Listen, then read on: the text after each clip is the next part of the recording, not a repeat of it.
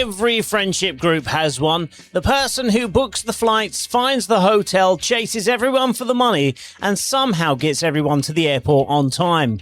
On this episode of the MarshyCast, I'm joined by travel expert Chelsea Dickenson to talk about Britain's unsung holiday heroes. We chat about why the people who organise our holidays deserve far more appreciation, how to avoid becoming a holiday zero if someone else is doing all the hard work, and whether a simple thank you can go a long way. Plus, I talked to Chelsea about an accident I had on holiday and asked if she thinks I was in the wrong. It's Paul Marsh, and I'm delighted to say that I've been joined by the holiday expert Chelsea Dickenson. Chelsea, how are you? I'm very good, Paul. Thank you so much for having me on. I was just thinking about this the other day, actually. I follow you on Instagram, so a lot of your socials come up. And I was thinking to myself, you know, when you go to the hairdressers or you sit in the back of a taxi or something like that and they say, going anywhere nice this summer? You must kind of dread that question because you go, yes, I'm going to so many nice places this summer. Yeah, start listing them off one by one. How long have you got? Well, do you know what's really weird? As of right now, I've got nothing booked. Now, I can't remember the last time we spoke, but I think it was earlier this year. And you said that to me last time as well. I'm a last-minute booker, Paul. Also, you are talking to someone who loves a good value holiday. And you know what the issue is? It's currently the school summer holidays. So this is when I tend to hibernate. Do you literally stay indoors and close all the curtains and everything for summer?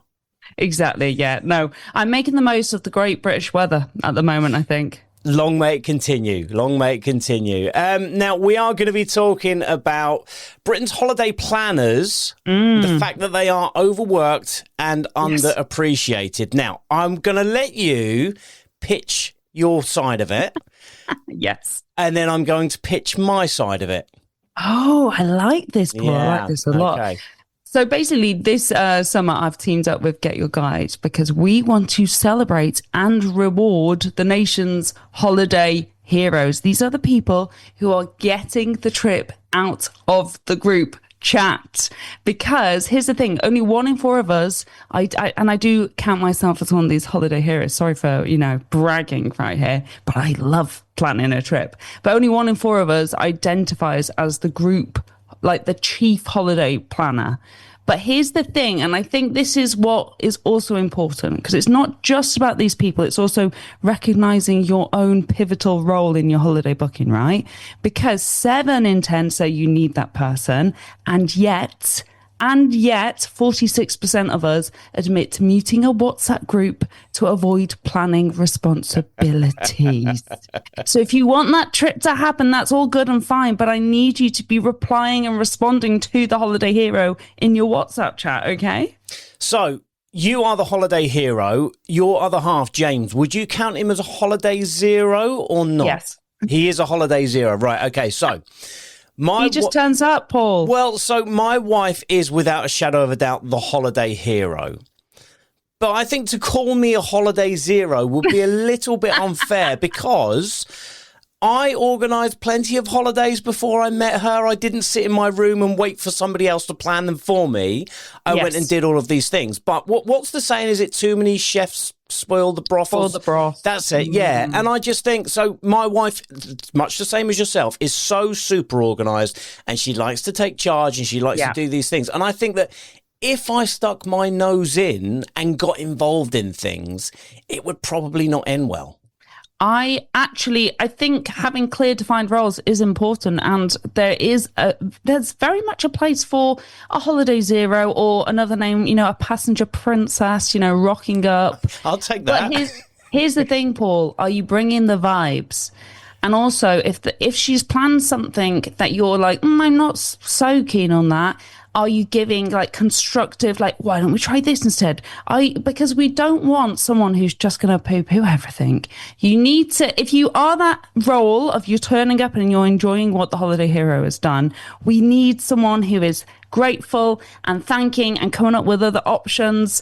If that's you, perfect. I think that's a match made in heaven. In fact, for a holiday. Do you know what? I guess that is down to the individual, isn't it? Because I think, especially if you're with somebody and you've been with somebody long term, it's knowing what to what to chip in and what not to chip in. There are times when I know that my opinion is wanted and needed. I was going to say, well, I can't say where I'm going, but I guess my children aren't listening, so we can.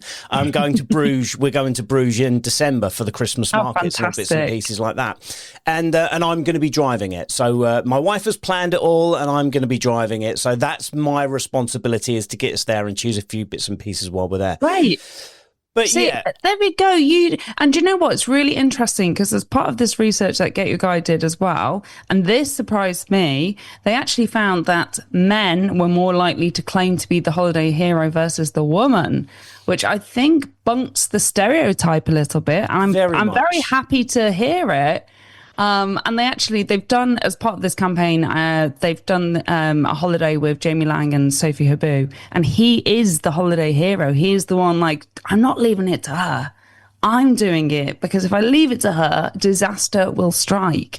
So I think it does go to show, it's not about being a man. It's not about being a woman. Do you know what? I was just about to say that exact same thing. I don't think it is the man-woman thing. I think that in every relationship, now whether that's a romantic relationship or whether that's a relationship group of friends, I think you do naturally have that one person that is organised, and you naturally have people that like to sort of do things a little bit on the fly. I was thinking about, so me and my wife, we did Route 66 for our honeymoon. Incredible. And let's just say, for example, 90% of it was pre-booked. Hotels were pre-booked. We knew where we were staying and where we had to be. And I'm very much like, I just want to see how the night goes. And if I'm enjoying somewhere, I want to stay an extra day and what have you. And every single hotel and motel that my wife booked was absolutely amazing.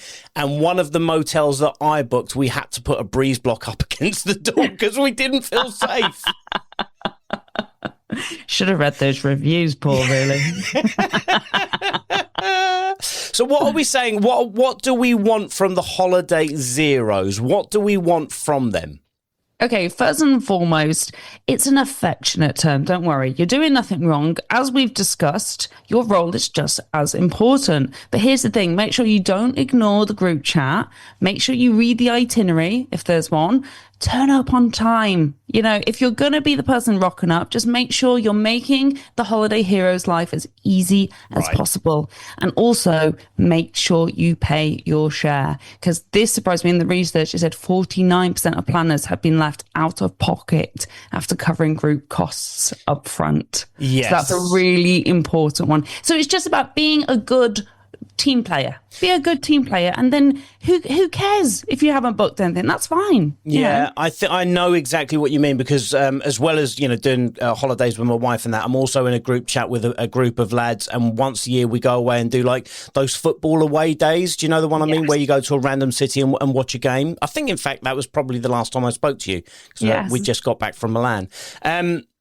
And so we do that, and there's about 8 of us in the group. So you've got one guy that organises the whole thing. And then I think, like myself, there are 4 or 5 of us in the group that kind of come along, but we pay on time when we're supposed to pay. We turn up on time and all of that. And then there's just a couple. Yeah. That always is. Are a little bit flaky. They miss the deadlines for the payments, and they're late for the minibus and all of those types of bits and pieces. They haven't brought enough euros or a card or whatever with them. And so this is the type of people we need to step up a little bit. Yeah. I think every group has someone who has a level or a degree of calamity about them. I mean, also could argue they are the comedic relief, of the group. But also when you're the holiday hero, you're looking at the person, aren't you, going, come on, get your act together. Do you think, much like, say, when it's somebody's birthday and you go out for a meal and everybody covers their cost, do you think that maybe like that, or like a teacher or something like that, that the people that haven't organised it should chip in and take some of the financial strain, or maybe do a night out for the holiday hero or something like that? I think... Here's the thing. Lots of us, are, looking after the pennies. Going on holiday is an absolute, blessing in itself for so many people. I think a lot of holiday heroes don't even need something in a monetary sense. But what they would like is you to go out your way, maybe have to send them a card, give them a phone call and be like, mate, that was a great holiday. Thank you so much. I really appreciate that. I actually think that goes so far. You could, of course, if it's possible, perhaps cover their meal on the last night, and between 8 of you, it might only cost you a few quid each. That would be such a lovely touch. But I think more than anything, it's just actually stopping and making the effort to say thank you. I think that would go so far. I've got one final question for you, Chelsea. As a holiday hero yourself, do you ever step back and become the passenger princess? And would you let somebody else take charge of your holiday? Yes, I do it once a year for my birthday. I turn to my Holiday Zero partner, James, and I say, it's on you. He panics, and I'm gonna admit something to you. I might do it on purpose because I know what happens. He panics and he pays. I love a bargain. This man will pay to make the problem go away. I have never stayed at better hotels in my life. So that's my top tip. For other holiday heroes. No, I actually love stepping back. And if there's other people who are just as keen to book stuff as me, I am happy to go into that role. I go on so many trips that, yeah, if anyone wants to book me a holiday, please go ahead. I will be the perfect holiday zero for you, I promise. Now, be careful of all the DMs that are going to arrive over the next few days with just people plying you with holidays. Just be careful of that.